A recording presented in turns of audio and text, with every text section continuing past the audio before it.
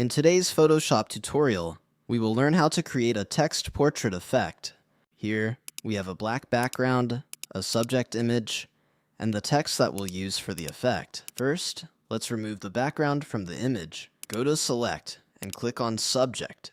Once the subject is selected, press Ctrl+J to duplicate it. Now delete the original image layer. Next, go to Image, then Adjustments, and select Desaturate to make the image black and white. Now let's visible the text. Hold Ctrl and click on the text layer thumbnail to select the text. Make sure the image layer is selected, then click on Add Layer Mask. We no longer need the text layer, so hide it. Finally, change the image's blending mode to hard light. Your text portrait effect is ready. I hope you enjoyed this video. Don't forget to like, comment, and subscribe.